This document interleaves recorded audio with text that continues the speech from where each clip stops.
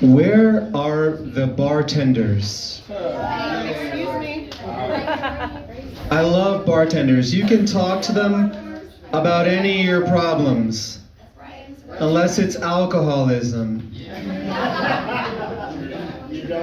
That's not good for the work environment. Asking a bartender if you're too drunk to buy another drink is like sitting at the casino and being like, should I hit?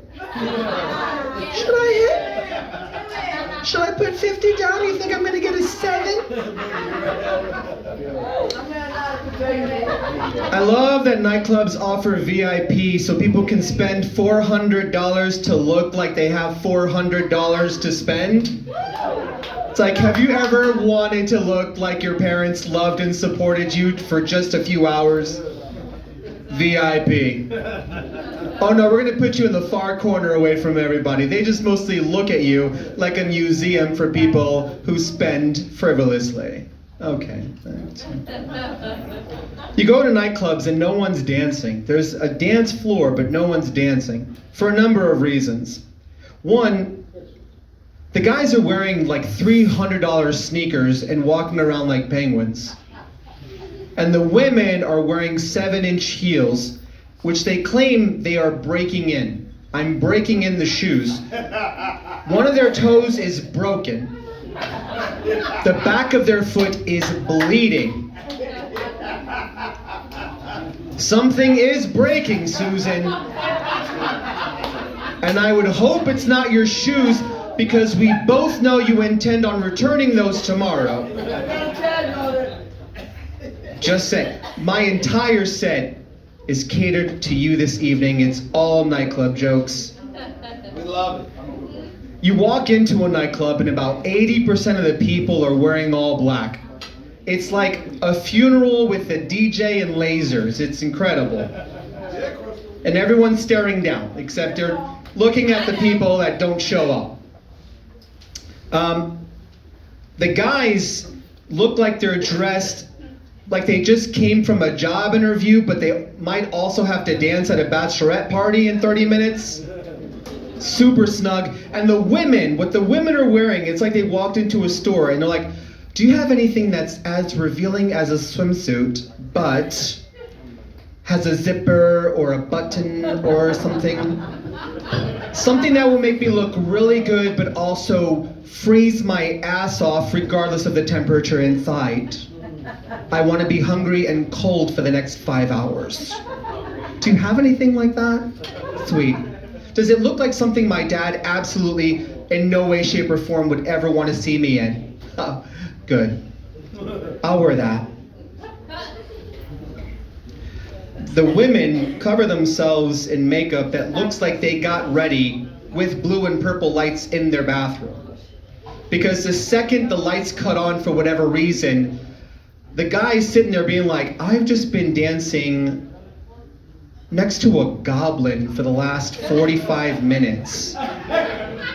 What is going on up there?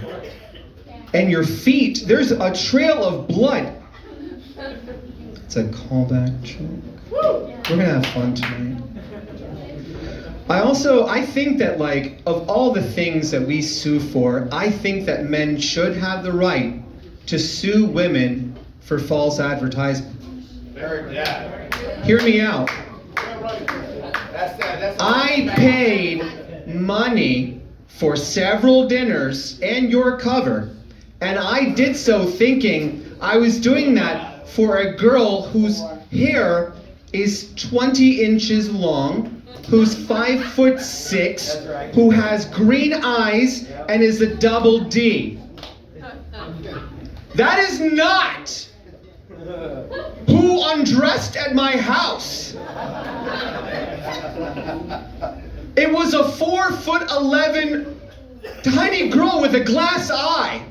And I'm out $620. Push-up bras, I think, should be illegal.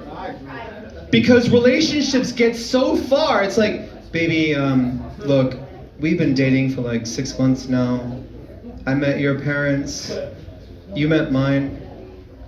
I was just curious if maybe just one time we could have sex and you could take off your bra? Just wanna be exposed and vulnerable and just honest. Do you think we could do? Oh, you want to break up? Oh, I'm gonna need my $620 then. Now, what goes on in a nightclub is incredible. It's like Narnia, but with alcohol everywhere. I personally never go to a nightclub in a group for a good reason. You will spend the entire time looking for one member of your group at some point in time, and you can never, where the fuck is Stacy? 45 minutes!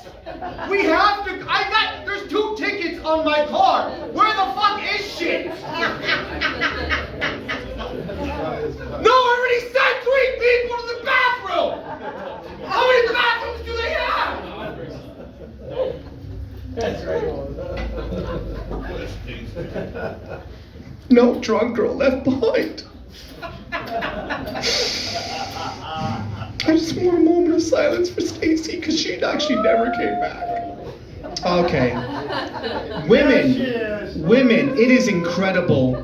Look, guys, they have fraternities, they've got their boys that they grew up with, but women can form a bond in the bathroom in less than 10 minutes. Susan goes in the bathroom. She comes out 8 minutes later. Not just her, but another girl with her arm over her, limping towards my small group. What's going on? Well, look, this is Gretchen. She just broke up with her boyfriend. She's had a ton of family troubles. Her purse was stolen. Oh no, not tonight, like 4 weeks ago. She's just having identification issues. She also needs a place to stay. And when I was holding her hair back while she vomited into what I'm pretty sure was a broken sink, we just decided we're best friends. She also needs $80. Also, are you gonna finish that? Because it's a hair of the dog situation. She's gonna need more alcohol or she's gonna collapse. I can barely hold her up. I do not know what goes on in that bathroom, but I do realize now why women go in like large groups. I thought there was like a mythological dragon guarding the toilets, but it's so that you guys can play therapists and retrieve all the members of your party. And hover pee. I guess there's a thing where you like hold each other's hands so they never have to actually touch anything at all. Is that a thing? Does that also work in porta potties? Because they're everywhere. I watched 3 women walk into a porta potty during Mardi Gras. It's a thing that happened. I'm just yelling because you guys yell. It's like you guys speak French, so I have to speak French. But if you guys don't yell, I won't yell either. Stop yelling!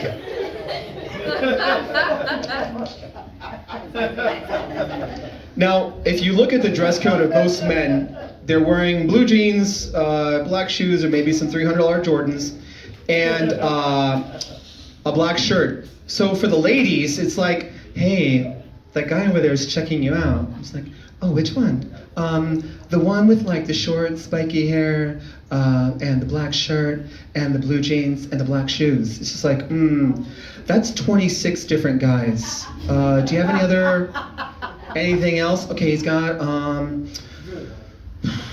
that's it. Nothing really distinguished. So that's why I'm doing what I call peacocking. I am easily found, so that if I'm checking a girl out, her friend can be like, oh, that guy's checking you out. She's like, which one? The gay guy? I don't know. The flowery dude?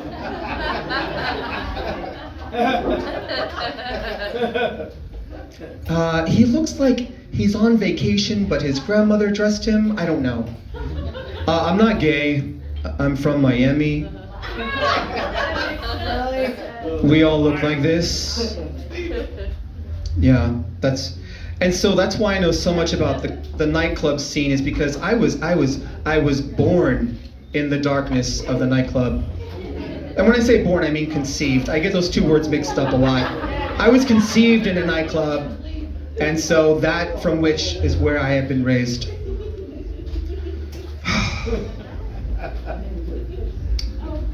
I love. Are there any DJs in here tonight?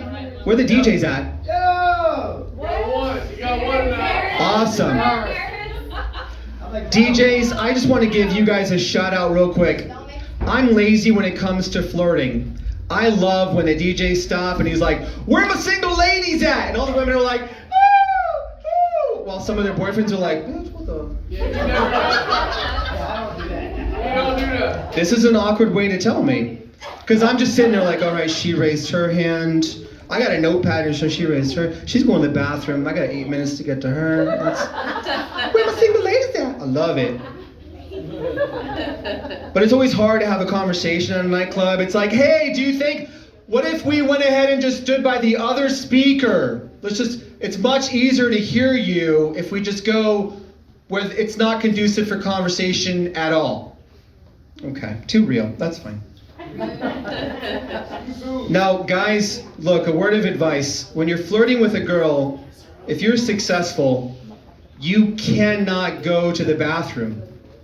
Because in the 3-4 minutes it takes you to go to the bathroom, her friends are going to bash you. He kind of looks like a serial killer. Is he like an Aries? I do not mesh well with an Aries, and I don't think you do either, honestly. Your ex-boyfriend was an Aries, and he like kicked your dog, stole money from your purse. You come back, and she's gone. You're like, what happened? I was gone 3 minutes. Like, oh, she left. Where'd she go? Oh, she's like in New Hampshire now. You were just gone way too long. You missed your chance. It's a true story. Don't go. And what's funny is like, the girls are always like, doesn't matter how successful it is, your friends always warn you like, oh, I don't think, should I go but just hang out with this guy? Like, oh, I don't know, he looks dangerous. Like, ladies, you put on eyeliner in a moving vehicle, okay? You attached crazy glue to your eyelids. You are wearing 7-inch heels. Your bra is cutting into, you broke 2 ribs on the way there. What the fuck is this guy gonna do to you that you didn't do to yourself on the way to the club? The more undressed you get, the safer you are. Thank you. True story. And then you're flirting and it's just like, hey,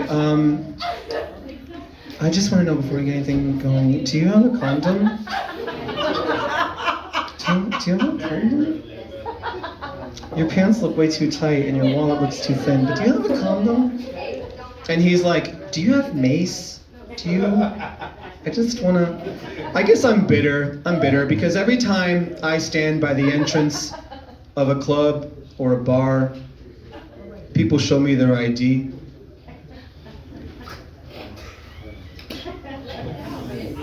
It's called resting bitch face. Yeah, but do you take the cover though? Do I take and I'll finish with this. It's always going to be weird now because with the whole identity thing, they're going to be like, look, my ID says I'm 19, but I identify as a very, very hot 24-year-old girl.